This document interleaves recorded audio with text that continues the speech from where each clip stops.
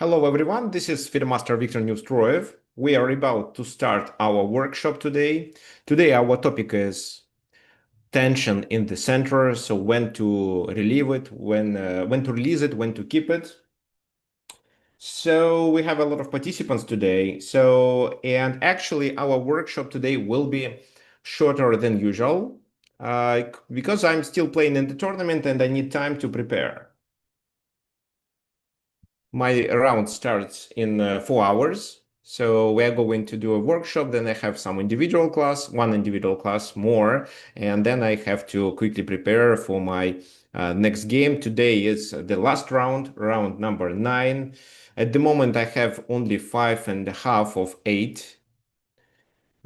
Which is not such a great result. So I'm planning to do my best and to win the last game, but who knows how it happens. What can I say? That these people, even if they are 1800, they play really strong.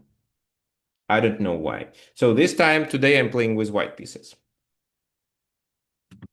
But I realized that, well, for example, yesterday I won a game against National Master. His rating is 2000, but he was 2200, and this is how he obtained his National Master title. And he was doing really well. So he was playing the moves I expected him to play because I consider them to be the best. He almost played with no mistakes. I don't know why is it how is it possible? I'm almost 2300. He's 2000. Why he plays just approximately similar like I play? What happens with this rating deflation? I don't understand. Okay, fine. So is everything working? My sound and video quality should be good, as well as I can see that mm, you see the screen. Okay, perfect. Is there anybody who joins our workshop for the first time? If yes, please just introduce yourself. Tell me which country you are from and what's your rating. It can be either FIDE, USCF, or just chess.com, or even Lichess rating. Okay, so what are we going to work today? Today we are going to talk about probably one of the most important thing in the chess game at the center and this tension in the center because it's very often a serious problem whether when to trade in the center, when not. So when we have pawns in the center that are mutually attacking each other or are ready to attack each other, we say that there is a tension. What can be done in such a situation? For example, well, both players can support this tension with pawns or even with pieces by bringing the rooks to the potentially to the files that are likely to be open, or there can be exchanges initiated. Why not? Or they can just advance pawns further if there is such a possibility, like it is in this position when we can play f5.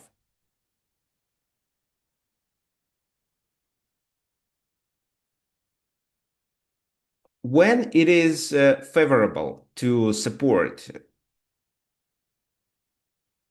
tension. For example, when we are preparing our pieces for a better moment to relieve or release this tension. Or, for example, when we are waiting for a better moment to advance, then it does make sense to keep this tension.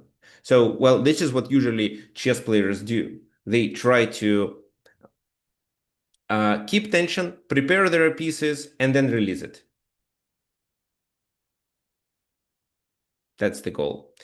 Well, what else can we do? Instead of just preparing our pieces, we can tie enemy pieces to these pawns in the center. And instead, we can focus on something else or occasionally advance our pawn. So there is no more tension in the center, but the enemy pieces are not well placed. And we can initiate the attack on the king side. when do we have to trade? When we have do we have to release this tension in the center? Well, for example, if we have mass exchanges and then pass the game to a favorable endgame. So actually, if speaking about my winning games, so all of them except the first one were decided in the endgame. All my winning games except the first one were decided in the endgame. Why so? Well, I cannot say, but I think that the reason is that these guys are too strong to make mistakes in middle games, and I have to outplay them. So when I passed the game to the end game, it wasn't obligatory winning; it was just slightly better. And then I had to show some endgame technique. By the way, so we are doing a course of group lessons on Fridays, which is called Improve Your Endgame Technique. So it seems that I've already improved it. So it's your turn. We did two lessons and skipped the one this past Friday because of my tournament, and we are going to continue next Friday. So what else? So when we pass the game to a favorable endgame or initiating some favorable trades, then we can relieve um, this tension. When, for example, an opponent starts a flank attack, we should open the position in the center. Then definitely it does make sense to trade in the center. When by trading we activate our pieces and have some initiative. Or, for example, if we stop the enemy pawn storm. Well, advancing pawns instead of keeping tension is favorable when we are trying to grab more space, when we see that these exchanges are unfavorable, for example, because our opponent can initiate due to exchanges, he can activate his pieces. Let's start from the first game. Actually, this is not the first one. This is game number 3. This is the first one that I'm going to talk about. Looks like there is a central tension, and white has a difficult strategic choice. So it's Ruy Lopez, right? With a common plan of doing c5. Black wants to increase tension by bringing the rook. Now, releasing it will leave the queen on the same file as the rook, which can be quite unfavorable. That's why white decides to not trade, but continues with his slow plan. So for Ruy Lopez, I'm sure you know that this is the most common plan. Sometimes it's combined with g4, especially if the bishop went to g4 and is on h5, then doing g4 and then knight g3 and knight f5 is a very common strategy. Well, what do you think black should do?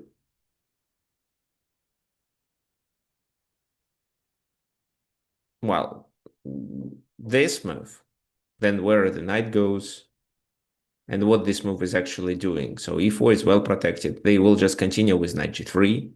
So what are your suggestions for this position? B pawn, you mean advance the B pawn? It does make sense. I agree with you. However, it usually happens when the center is stable. In this exact position, I don't think b4 is a mistake. I think you can play such a move, but how does it relate to the center? Because of course they won't take. Actually, even if they take, what then?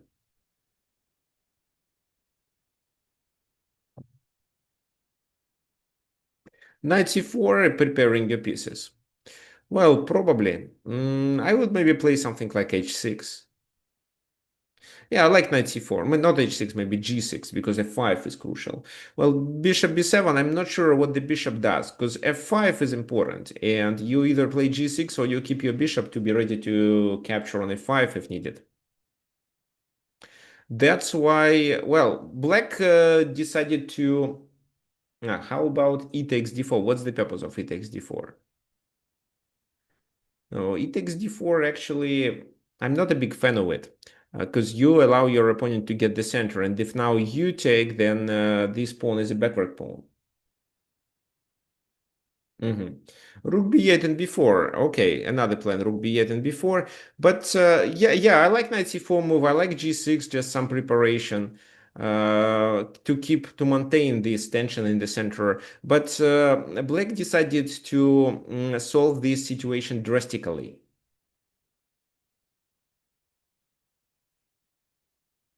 White can easily move the rook there on c1. Yes, so actually I'm not going to open the c file, and Black here plays d5. Well, it's not a super move, but the logic is obvious. They are trying to take advantage of this rook versus queen confrontation. But now White has to make a tough choice. Which pawn to take? Because not taking the pawn is likely to lose, because e takes, c takes, d takes, then d4 is vulnerable. There will be a pin. So it's definitely unfavorable for White if they just keep it. Maybe they can prepare, or maybe they should initiate a trade, but which pawn to start with? Yeah, Black is trying to open the d file. That's absolutely right.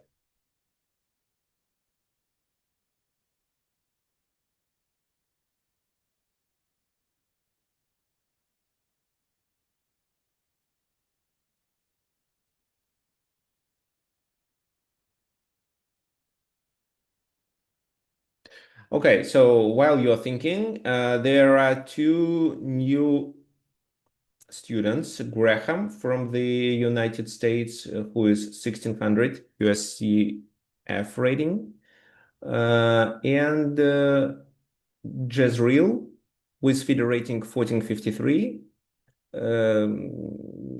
Which country? It's not written, but fine. So yeah, if you don't know who I am, I'm a FIDE master. I live in Argentina. So originally I'm from Russia, but nowadays well, for 2 years I've been living in Argentina. Um, my current rating is 2283, but I'm going to drop it a little as a result of this current tournament. Okay, so Brian suggests to play 95. It's interesting. Let's take a look at this move. I didn't analyze it, but it seems logical. So, and then what? They have now decide which. Yeah, I like c takes d4. I like c takes d4. C takes d4 is a must. I don't think this is a good move because then rook d5. So c takes d4, d takes d4. And then if you take with a bishop, you lose your bishop. I mean, it's a trade. And let's say this. The rook has to move. And where? If the rook moves somewhere there, it's just queen e5 simply. So the rook has to go back to the back rank or to protect the queen. And I'm sure this time you have a significant advantage in this position. So let's decide which move to start with. My intention is to either play bishop f6 or knight c6. I didn't decide yet. Can I just play queen b6 maybe?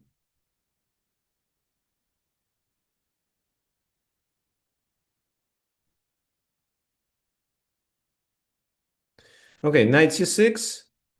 If you take, I take with the queen, you are likely to lose this pawn anyway, because I'm going to add more pressure on it.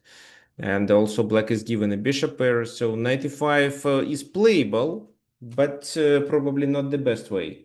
Yeah, bishop b4 to chase that rook that just moved back. That's right, that also makes sense. What else? E takes d5. Yes, but if e takes d5, it's e takes d4, and then you don't take on e5. So the best option actually was capture with this move.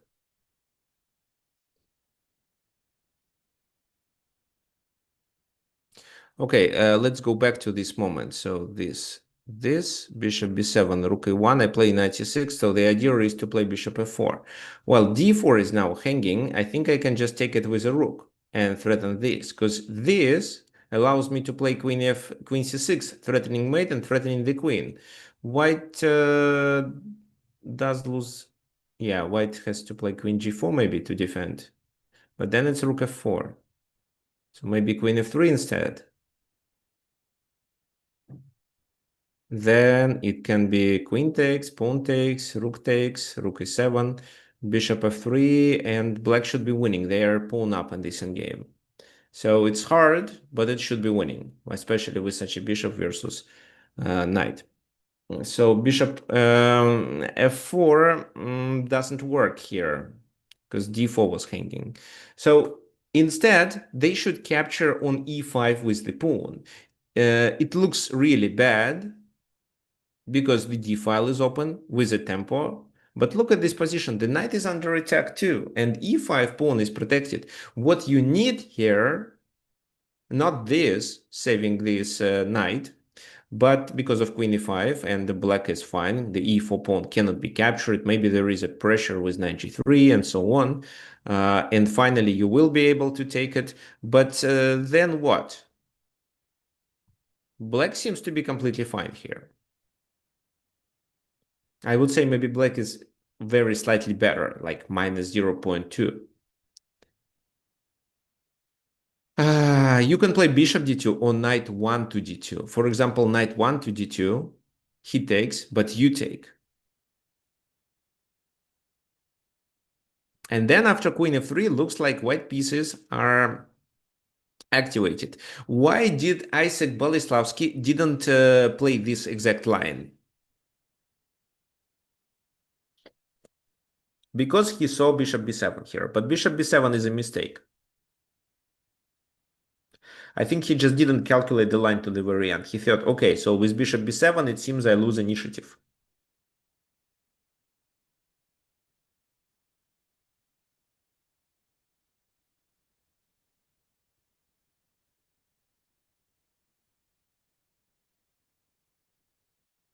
What do you think? How white should respond on bishop b7?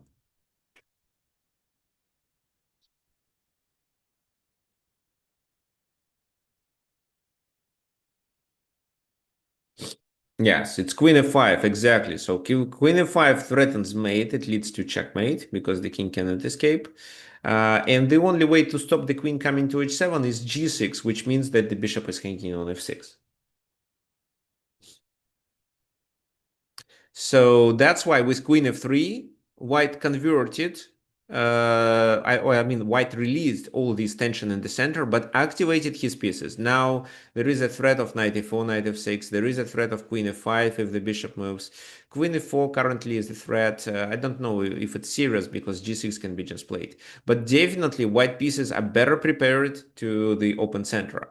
Another feature is to block with a bishop, which was also fine. For example, take. Here you have to calculate f takes g2, because in this position you are completely fine. It's almost the same, but this time there is a bishop. You have to play rook d1, and then you can play knight g3, knight f5, or maybe knight e4, so it's also fine. But then additionally, you have to calculate this line. So you take on e7 with a tempo, but they take here, queen f1, queen moves, and this should be fine too, because it's not so easy to get rid of this pawn. If you take with a queen, it's rook e8 with checkmate. If you take with a pawn, then the whole king side is exposed.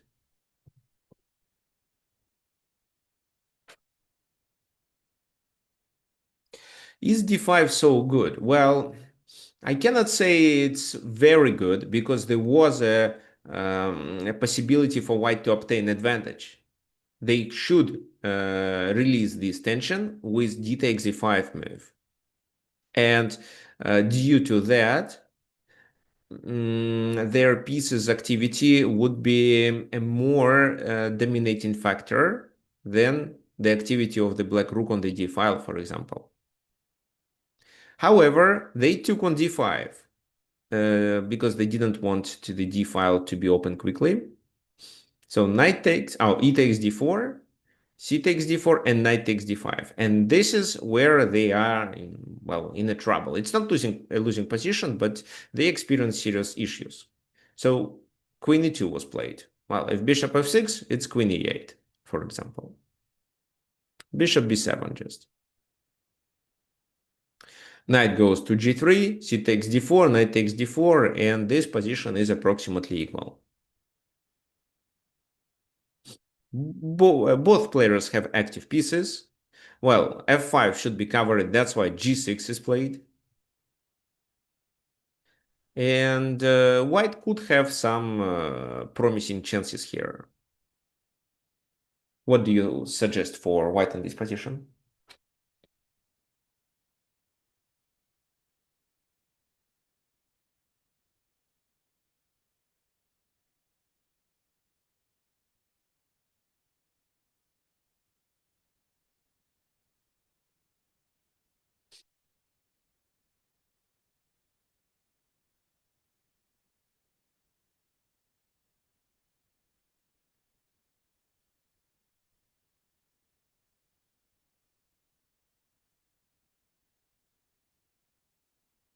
A kingside attack. So they play bishop h6 in the game.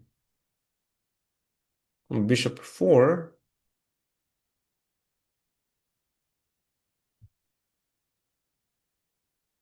So bishop e4, bishop f6. What's the purpose of bishop e4?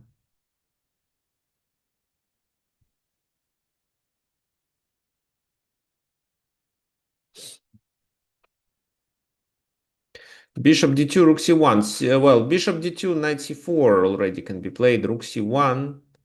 Well, just let's move the queen away. Seems to be too slow. So white can fight for some advantage only, but only in case if they calculate this sacrifice. This, not even that sacrifice. Yeah, knight d5 works. Knight g5 doesn't. So let me explain why. No, okay, let me explain how this works first. Knight f5. So yeah, there is an attack, and most likely white has to capture it. It's not obligatory, but looks like without that, it's very hard to defend the king side. So take, knight takes, and bishop moves to b4. If, let's say, the bishop moves to f6 instead in this position, there is knight h6, and after king g7, because this knight is still on g3, so we went to f5 with the d knight, now we can play knight h5. And once they take after queen e4, it's a disaster. So rook h8, but knight f5, and then it's a back rank mate. In case of king f8, we include bishop h6, and then deliver a back rank mate.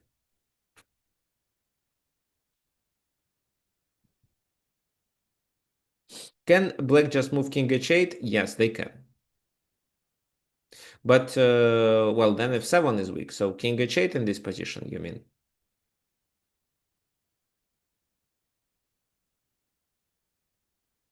I think knight h5 can be played anyway. So g takes h5 and queen e4. And this time you cannot play rook h8. So that's why after knight h5 you cannot accept it. But then you have to move the bishop. But where? And what if they activate their bishop? But not this way, but where do you move the bishop? It's a bit of a problem. So and that's why instead of bishop f6, the bishop should go to f8. However, well, if you played with this knight, then bishop f6, knight h6, king g7, they are fine. So it's still possible to play this, but then what? Knight takes, king goes to h8 successfully.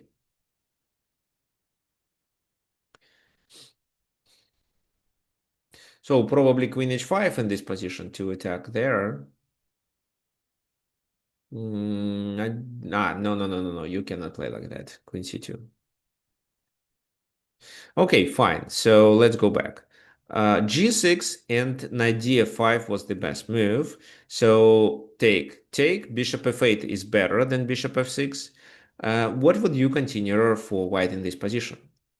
So they are a piece down. Actually, let me flip the board for you. Maybe you'll find it better if I flip it.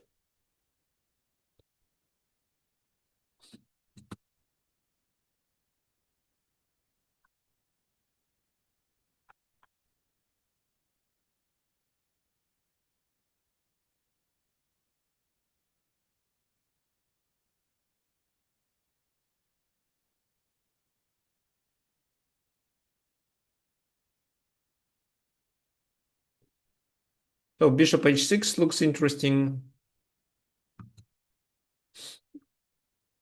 But, well, bishop h6 deserves attention, but what then? They may not take. Queen g4 looks good too, but king h8 and how to continue? You also hang your bishop on c2 after that. This is why you have to somehow solve this problem after king h8.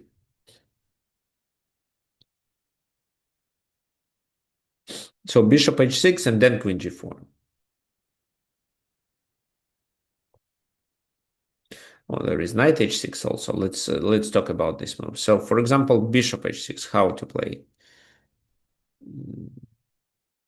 No, okay, let me just take, and king h8. Then how do you win? There is no dark squared bishop. And I'm going to play f6, and I'm still a piece up. If you start with knight h6, then it's king h8 directly.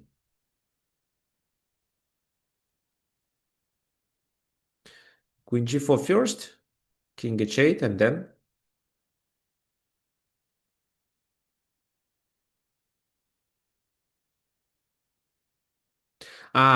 bishop h6, bishop takes, queen g4 first, king h8, and then knight h6, and then I play f6, so the queen on g7 cements the position. Well, you can try knight f5 and stop it, but then rook g8. So Peter suggests a Knight very F5, nice rook idea. G8, then rook E7. Oh no, there's a knight No, there. there You is a can't do knight that. in the center. So Peter But there's suggests to still write. bishop H7 there. Okay, let's continue. So this, no, bishop h6, bishop takes bishop, intermediate check. He goes that way. This f6. Well, rook e7. What about queen e7? Because if I take with my knight, it's knight f7 mate. This is what I see.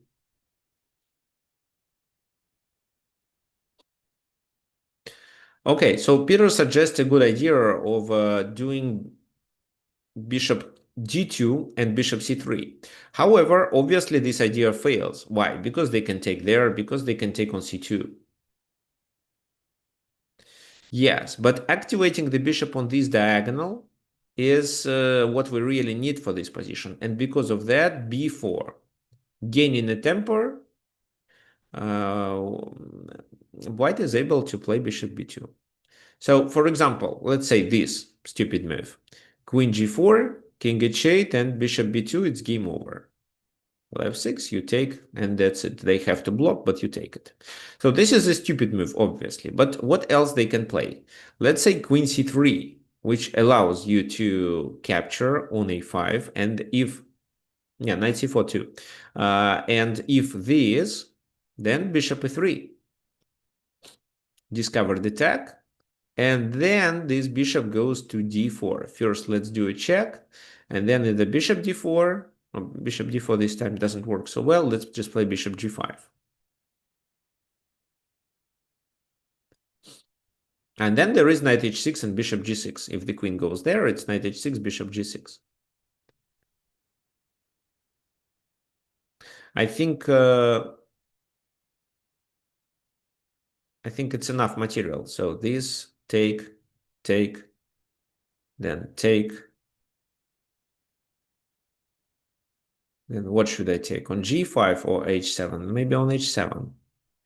And then I have a plan of a rook lift. I'm not sure if I can succeed with it, but no, technically it's material equal. But with such a king, I don't think black survives. Yeah, white should be better here. Well, if the queen goes somewhere else, there should be a checkmate. Always this move, at least. Maybe with bishop h6. Okay, fine. So queen c3 strategy doesn't work. What about knight c4? Looks like this move brings the knight to the game and allows it covers b2. So then what do you think we can do? Well, looks like it's a helpful move. The knight gets closer to the place of action and covers b2. But what this move is missing? It does do something wrong for the black's position. Maybe queen H5. Yeah, because this time the bishop on c2 is no longer hanging. That's why queen h5 is a possibility with a mating threat of knight e7 and queen h7.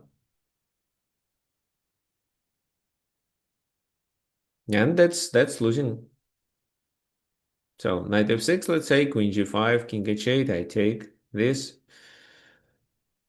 Okay, how should I play? Can I play bishop h6 in this position? Oh, no, let's just play knight h6. So if bishop takes, there is a checkmate on g7. If no, the king doesn't move. Okay, sorry. Okay, so knight c4 fails. b4 and the position becomes winning. This is how white could play for a win.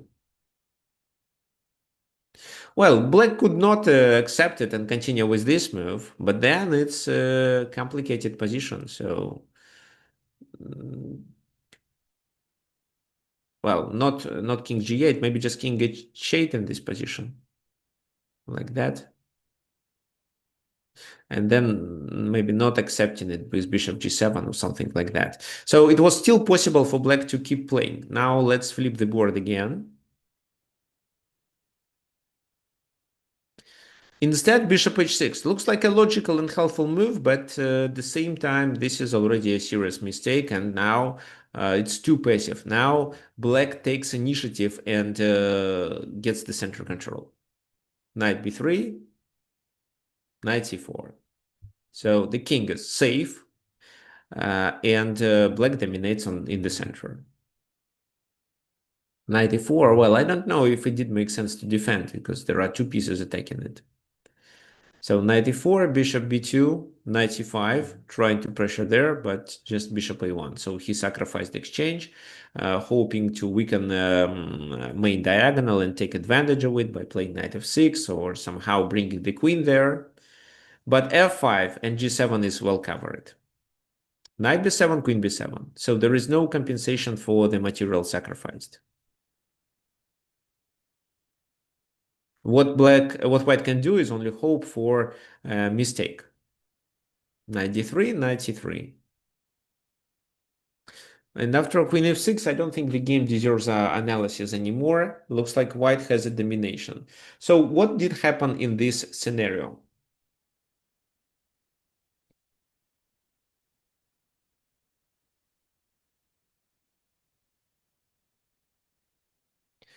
Let me just show you the last few moves. So there is a checkmate. Oh, actually, nice mate here in the very end. Knight f3. So if the king moves, there is a checkmate with knight f2 or knight g3. But if they take, which is their only move, it's queen e2. King goes there. And then you play this move and then knight g3. So the king can go to h1 immediately. If so, you have to take with f on f3 with a check, forcing the king to go to h2 or g1, and then you can deliver another check on f2, and only then you continue with knight g3. So what did happen in the game? There was a tension in the center in the very beginning. So here, and because black thought that their pieces are better prepared for to open the position in the center, they decided to offer this trade. And that wasn't the best way to play. So this release of the tension in the center could lead to the white's advantage in case if they realized that in this exact position, bishop b7 is not playable. And white has initiative. The knight goes to e4 with a temper. The bishop goes somewhere. c5 is an object of the attack. They just realized that after bishop b7, the queen moves and black has initiative. They can replace their rooks to the open file and because of that obtain a better position. Can we find a better black move? Why? Well, yes, I think it's knight c4. Why not? Maybe c takes d4, c takes d4, and then knight c4. Just preparing your pieces for a better moment to release this tension in the center. What if after knight to c4 they play b3 at a certain moment? Well, okay, let me just go back, but you make c3 a weakness. Just let's say knight b6.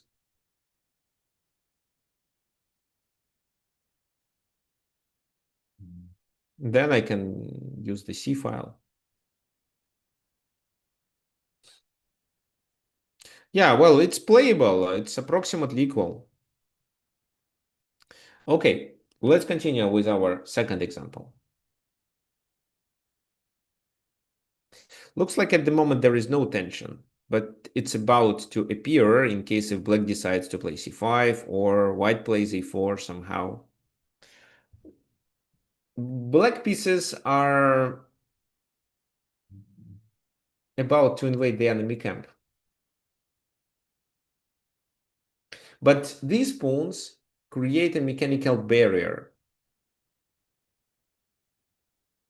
So what would you suggest? Because if you suggest playing c5, it looks quite suspicious because takes and then bishop g5. So d5 is vulnerable. And if you play d4, it can be knight d5, by the way. So you're likely to face with serious problems. It will be hanging pawns that we analyzed at the last class, but then just this, and you have to defend them. And doing this means this.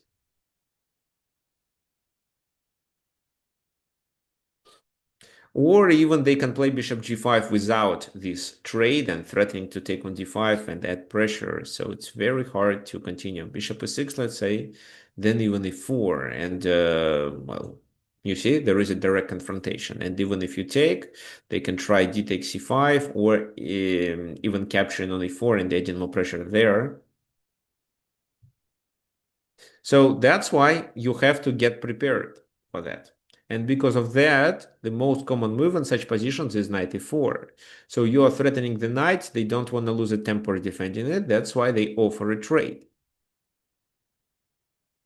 What do you think black had in mind? So bishop or pawn?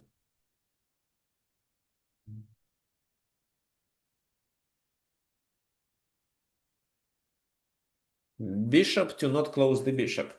Okay, bishop. Well, I don't know if there can be f3. What do you think? So bishop takes f3. Bishop f5. And they wonder if they can play e4. So takes, check, king h8.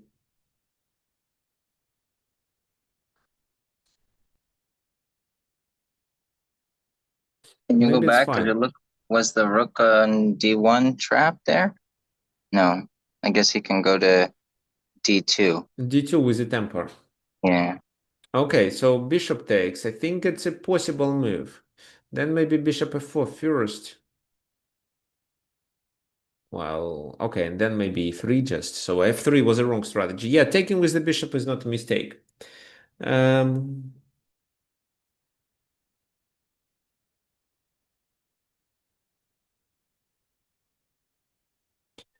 Okay, let's go back to the original position. Knight e4 was played in the game, but let me comment what Peter wrote. Black has a better position, maybe because the dark squared bishop doesn't have a great square.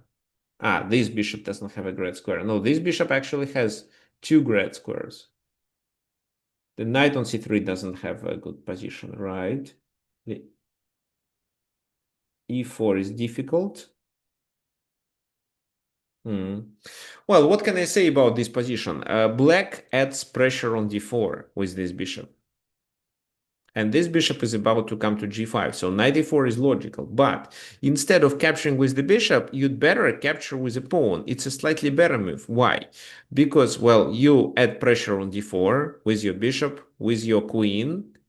I'm not sure if you should take with the bishop immediately, but look at rook d7, which helps you to not only support d4, once you take it with the bishop, but also to get rid of the pin quickly. Plus, by capturing with a pawn, you bring this pawn closer to the attack. So h4 is a threat now.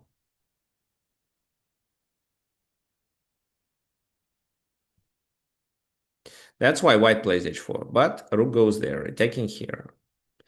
Bishop g5. So black didn't want to move their queen. They played bishop f6. It led to a bishop trade, and now this pawn has to be protected. So let's say they try e5. What would you do in this position? It's likely to be a stable center or a close center. I would say stable. It's not so close, but it's stable.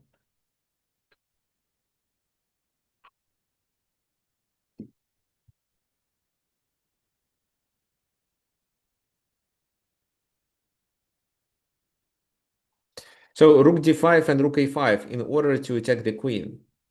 Well, you lose on a7. Bishop g4. Then bishop f3 probably, right? This is the plan. Rook e d8 and c5. Interesting. Yeah, I think rook e d8, they have to bring the rook away, and now c5 cannot be played. Well, you may have some ideas of doing rook d2, but it seems to be not so effective. So when the position is closed or the center is stable, what can we do?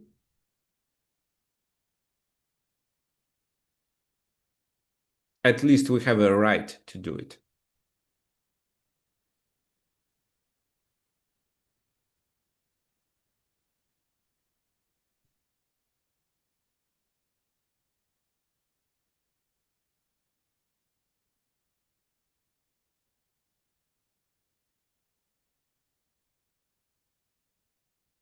Attack on the king side. Yeah, so this is a precondition of the king side attack. That's right. That's why g5, obviously g5. So they cannot support h4. So queen, pawn takes, queen takes, and then h4, and then rook e6, rook g6, or even f6, and the rook goes to g7 or h7. It looks like a promising attack then. That's the reason why e3 wasn't played. Instead, they played queen c4, rook e d8, adding more pressure. Well, e3 this time is a mistake because of c5, and there is a rook hanging on the back rank. And if d5, it's queen e5, the pawn is lost. So rook c1, they want to trade like that. However, rook d6, queen c3, and finally this capture was played. It led to a trade, so this exchange is secured, but white, of course, avoids a kingside attack. It won't be checkmated. However, this endgame is very difficult to play because of this bishop passivity. It's blocked by the pawn. Well, this bishop is not super good, but it's always possible to play bishop e6. I actually like playing such positions when I can stop the bishop activity on g2 with e4 or d5 pawns. So rook d2, a4, rook b2, Do you yes. mind going back to the position where I said rook to d5? Maybe it's a move or two You before this. you suggested rook e7, rook c1. When? Like, go back a move or two.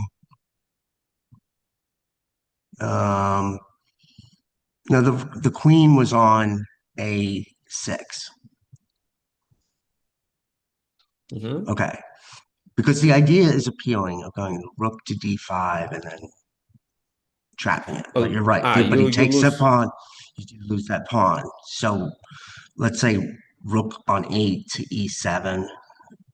Um, but then he plays rook to c1, right? Well, Uh, it's actually white to move.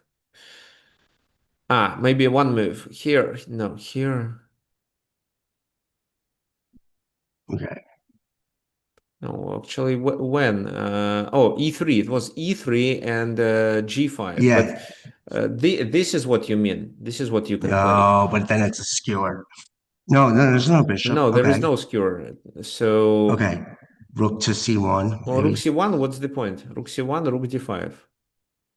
But I don't even understand. Well, let's say you play this move. What did you achieve? Queen e2 just. Well, It, you blockade the d pawn, and yeah, then but you isn't it better undermining it originally and win the pawn just for free? mm, Because rook d5 is a several tempi maneuver which allows them to parry your threat in one move. But actually, let's see. Maybe there is a better move for white. No, I actually don't see it. Well, there is a check right away. How do you parry it? King g7. Then rook d5 is a threat. Maybe rook c1 in this position.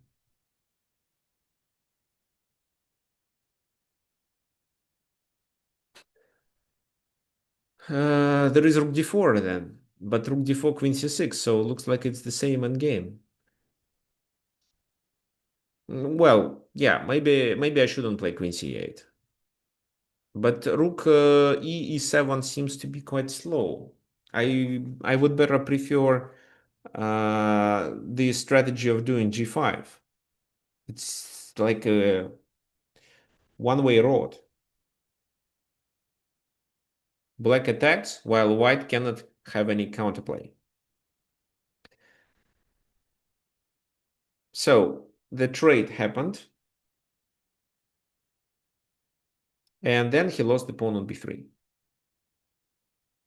So finally he lost it because he couldn't defend it.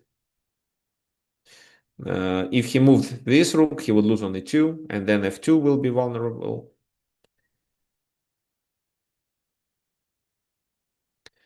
And well, this endgame is losing. Rook b2, bishop f1. This is where he resigned. He is a pawn down, but it's an easy win.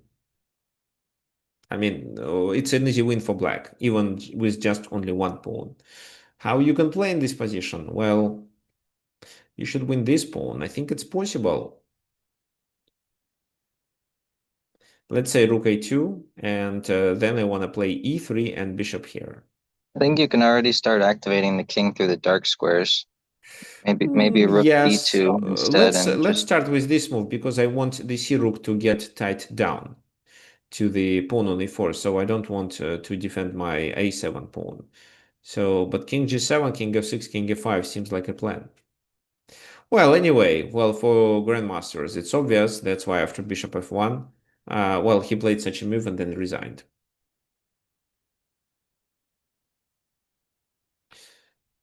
Fine. So what did happen in this game? Instead of doing c5, which seems a logical plan in such a position, black decides that open the center right away doesn't favor them and play knight e4 to be able to block the bishop, focus on the kingside attack, and occasionally increase pressure on the pawn on d4 and then undermine it. They couldn't win a pawn, but activated their rooks in the endgame, so bringing the rook to the second rank, which creates a weakness there. And because of that, the game was won. Let's continue. This is probably our last example. Then I'm going to start preparing for my game today.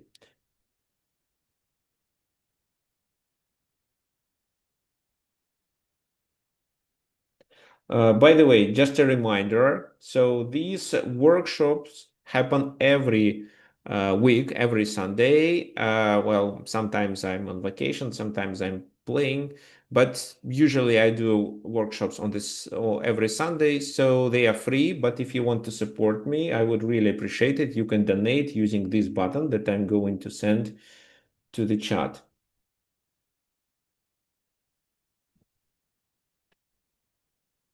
So this is a PayPal button. You click on it.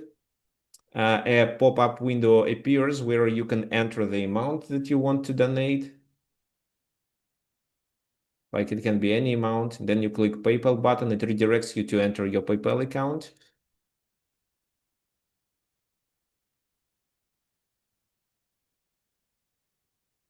Then you have to log in and send money automatically to my account. This is how it works. I would really appreciate it.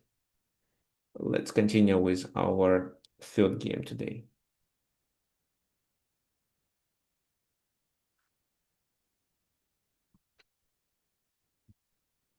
So what do we see in this position?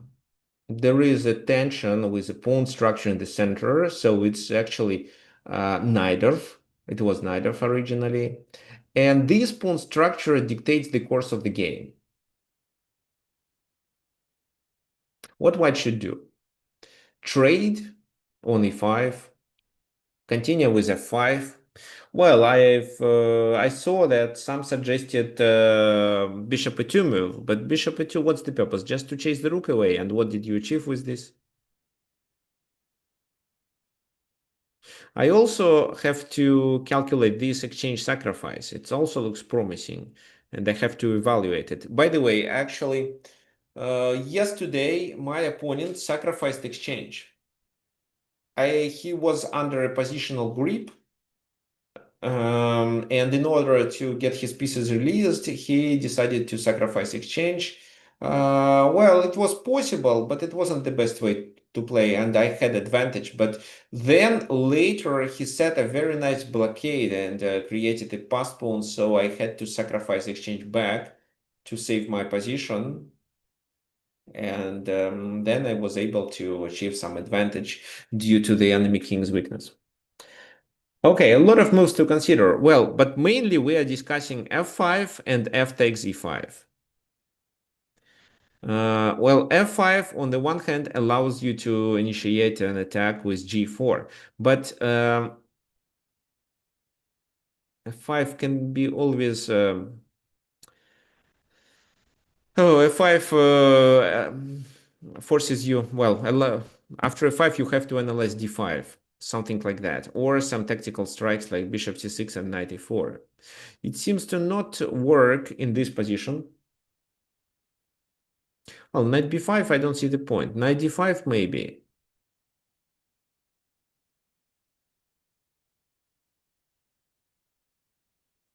So let's say f5. How do they play? Bishop c6 or not?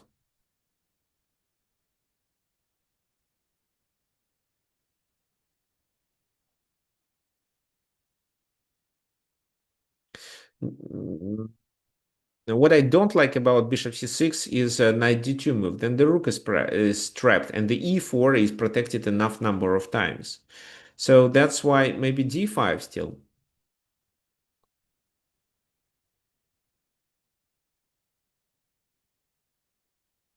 How does it work? So, for example, if pawn takes, there is a 5 hanging. This is one thing. The other thing is e4, and then d5 can be captured.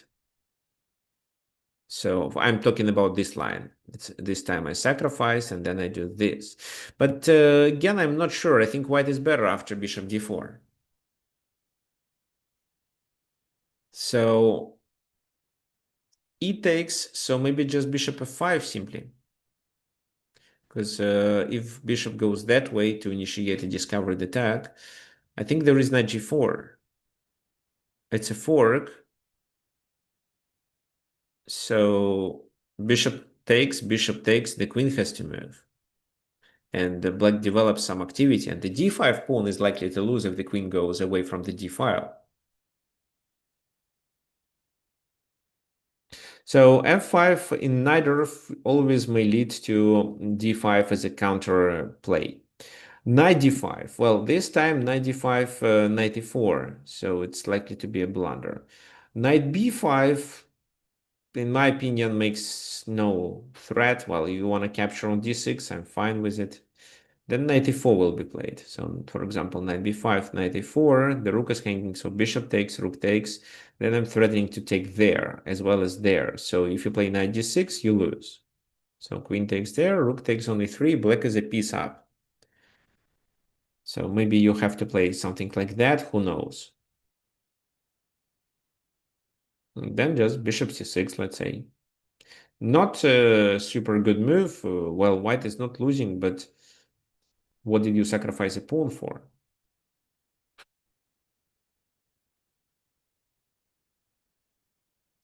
Okay, the b3 knight should be activated. It's not an easy task. You can play knight d2 with the tempo, but from d2 where the knight goes.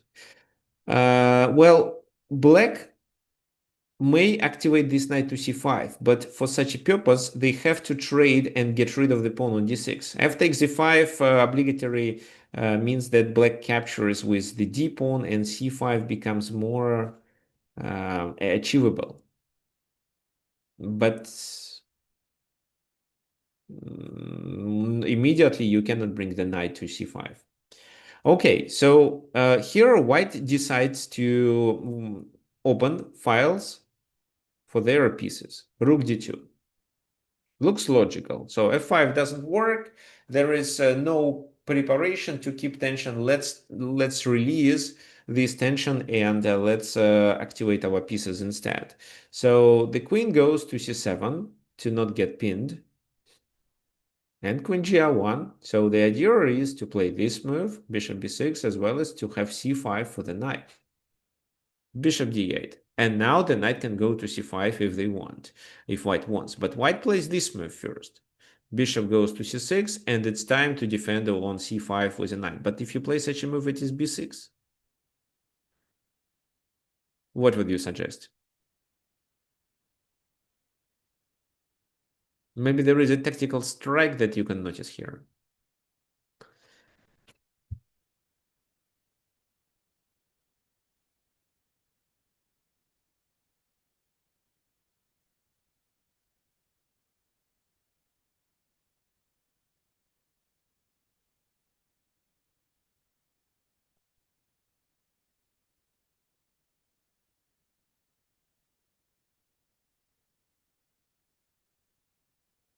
Okay, so rook takes bishop and then bishop b6. Rook takes bishop, rook takes rook.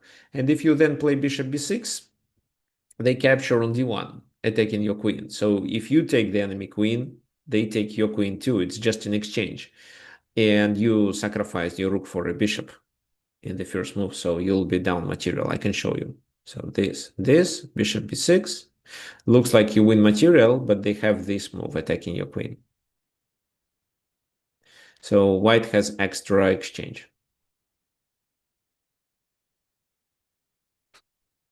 Anything else?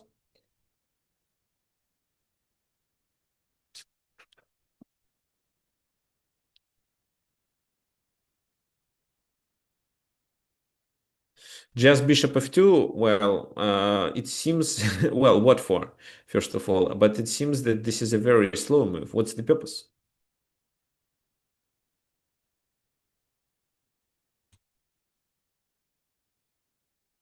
Bishop e2.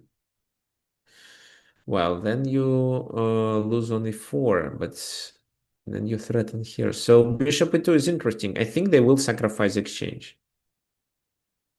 Then play knight e4 because they are likely to take the second pawn. Can they just take on e4 with the rook instead? Bishop Yes, but e2, then rook the e4. pawns are not doubled on c3, c2 and c3. Oh, I see. So maybe it works too because the rook is trapped, isn't it? Actually, yeah, the rook is trapped. Yeah, okay, yeah, deserves attention. But I would prefer still this. I would prefer playing without exchange, but with such a pawn. Because in this situation, it seems that the rook is trapped too, but at the same time, the pawns are doubled.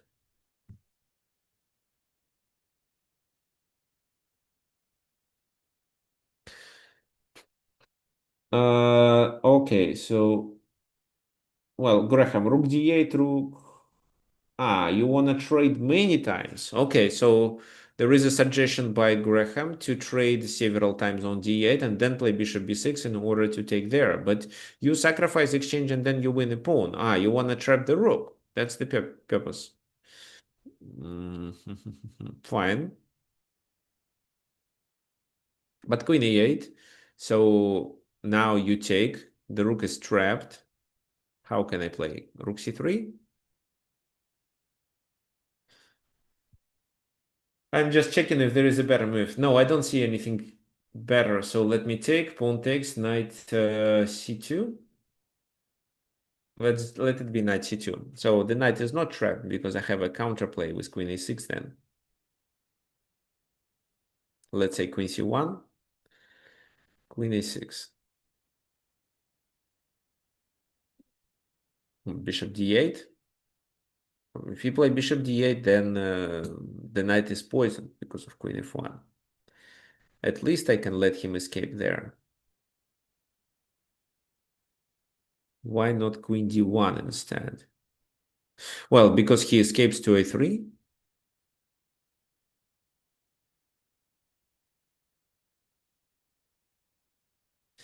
No, it doesn't seem to work so well for white. There is a much better line. What else do you have? Knight d5 is your suggestion here. Knight d5. How does it work? There is a pawn hanging. So what if they take? You take, they take on c2.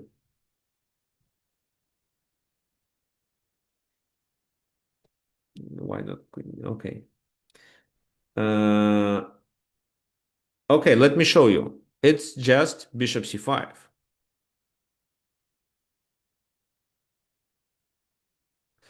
Rook e8, and then you play queen f8, queen f1. The rook is trapped.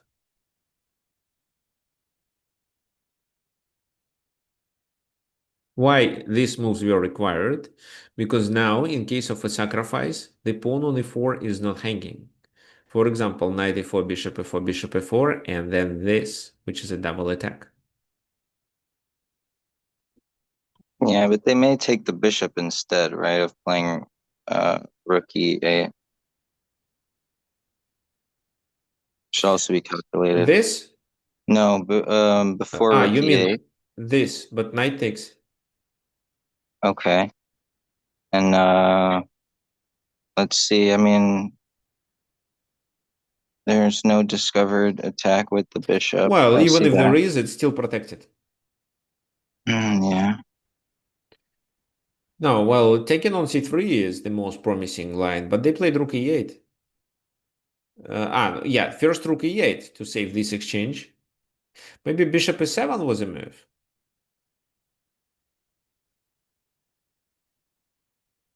What do you think?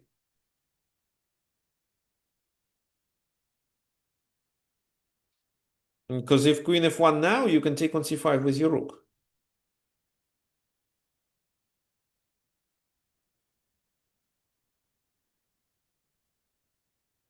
For example, if so, you can just do this. This looks quite favorable.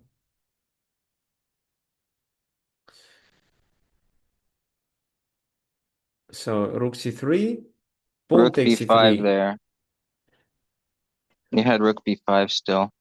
Or Rook c5, sorry. Rook c5. c5. You do have rook c5, that's right. But I at least won a pawn. Maybe I can continue somehow.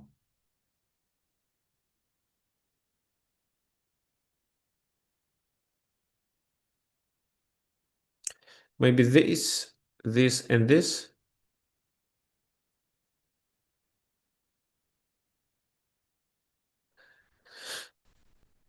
It's still trapped, so you can, well, doing this doesn't work because there is a knight hanging on b4, so probably you just take with a rook then.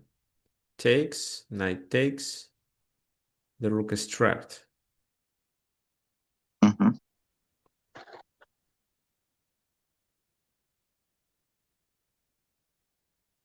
Mm-hmm.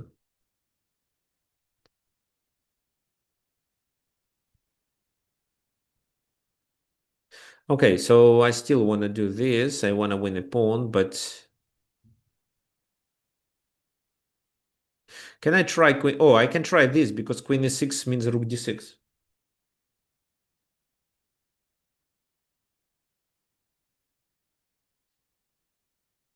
Yeah, thanks, Graham. Because queen e6, rook d6, and now they have to sacrifice on e4, and there is not enough compensation. So knight takes, knight takes. Okay, take, something like that. It's not a double attack, but occasionally I can trade queens or I can play rook d7. I think white is winning. Okay, so, well, the pawn on e4 is 3 times attacked and just capturing on e4. Well, it did happen. Oh, no, it didn't. They sacrificed on c7. So you can take on e4 instead, you mean? Yeah, it is a possibility. Take. Then rook d7. So that's the problem. Okay, so rook c5, knight c5, and queen e7. But this is already technically winning position. There is not enough compensation. e4 is protected. So the knight is not well placed. However, looks good actually. But, well, they could activate the bishop like that.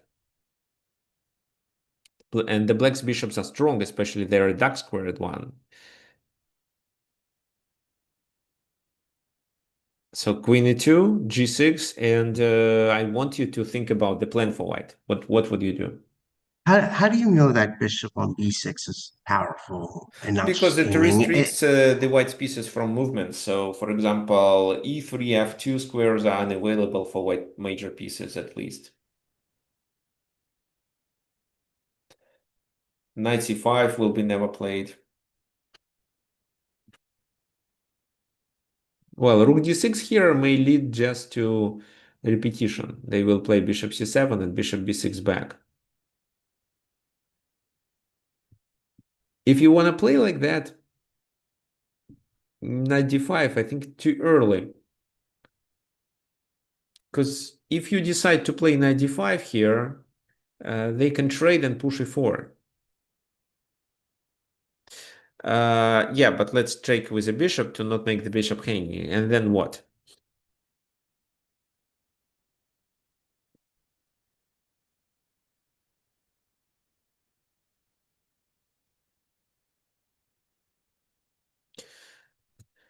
I don't want to play this, because even h5 or e3, so it doesn't look promising.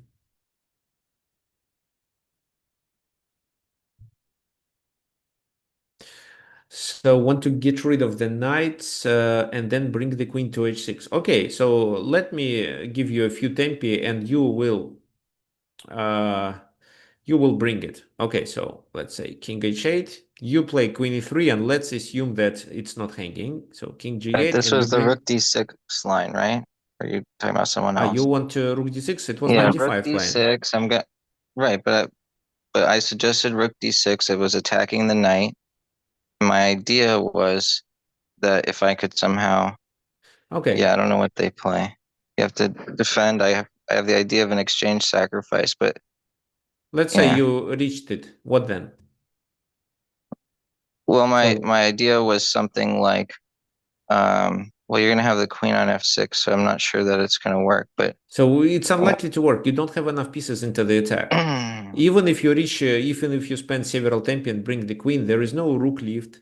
The knight blocks you. yeah, the rook So there is there. no knight that can support on g5. And with only one queen into the attack is unlikely to be successful. In order to successfully attack, you should, well, several factors have to be met, and one of them is material majority on the king side, when you have more pieces than your opponent can bring into the defense. But this time, most of his pieces are in the defense, at least these two, and this is a lot. So at least you should bring the queen and rook and knight to attack the king. Maybe then you would succeed because the king's position is not compromised. So g6 was played, but if you had a dark squared bishop, then maybe, but without it, I doubt that this attack is promising.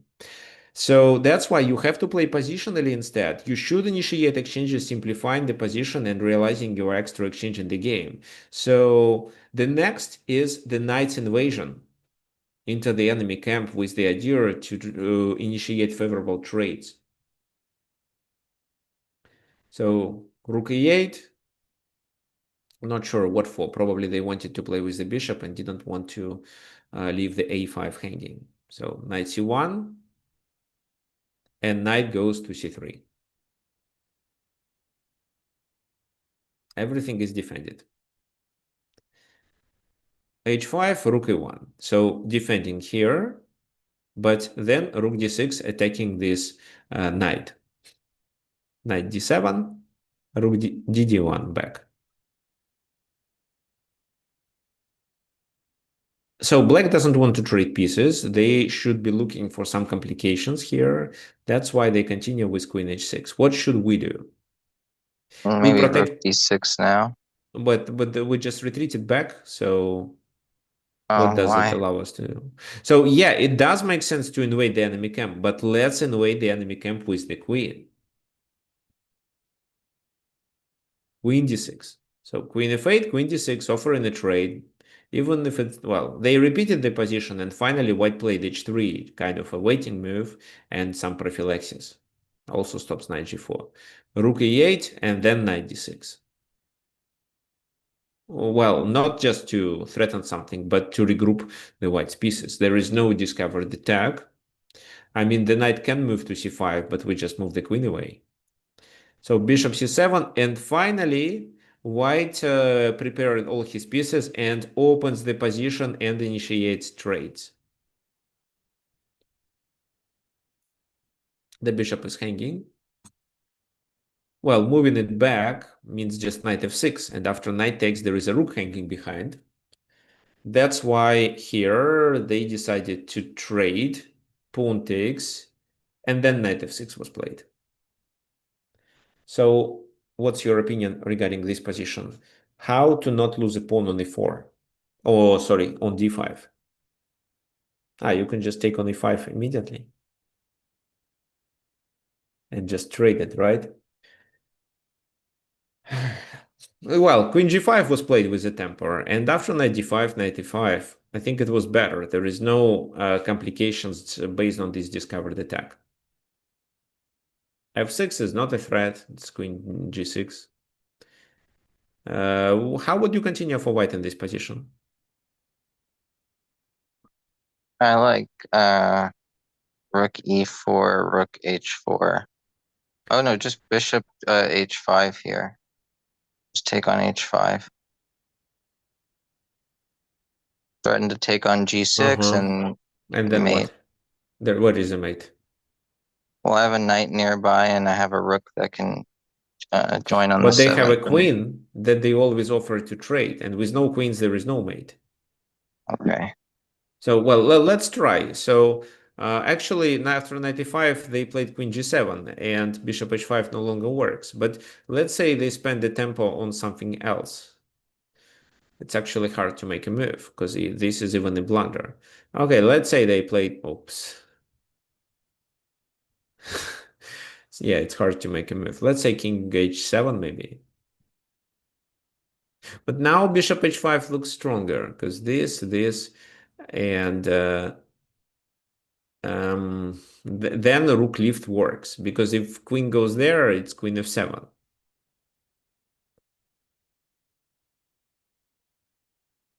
So queen g7, this, and then a rook lift, for example.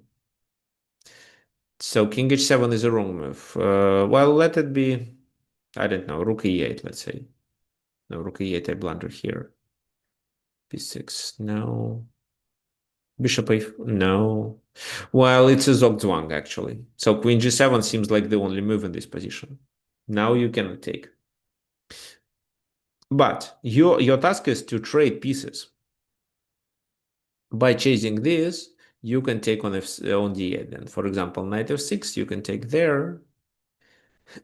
You can take there. There is no discovered attack. At least no promising discovered attack. There is also a pin. And I even think that you can, in order to simplify, well, first of all, you can take on c6, but in order to simplify, maybe you just play this move. And then this, because after the knight moves, this endgame is completely winning. Knight d6, you trade queens and then promote a pawn. Well, maybe not like that. Maybe bishop b5 first, and then you promote a pawn. But if you don't want, just take on c6. It should be winning anyway. And once the knight moves, it's this. Or queen d8 directly. f6 was played. So they take our knight, we take their knight. Queen g6, f takes e5, take there, check. To trade more pieces, because if the king moves, it's queen h5 with a check. That's why they have to take. Then queen g7, and this endgame is absolutely winning with no chances. If they don't take our rook, then we play rook d7 and win the game anyway. So not the kingside attack, but an exchanging strategy, exchanging pieces strategy worked here for white.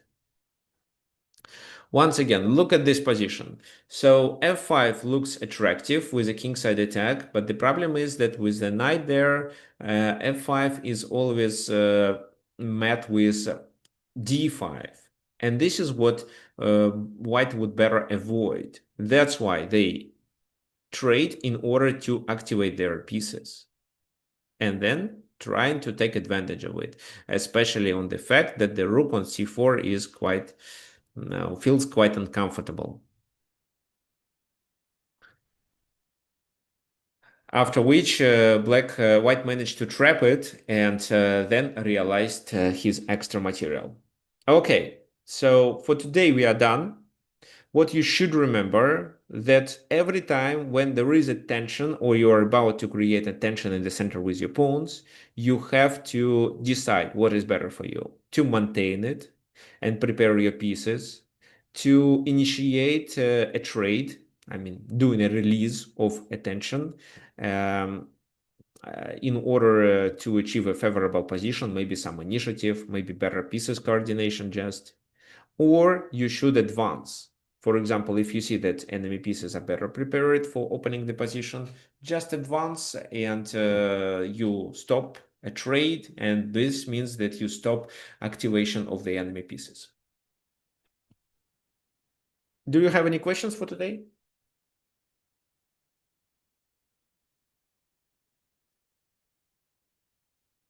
Okay, thanks a lot. See you next Sunday at the very least. Thanks for coming. Bye-bye.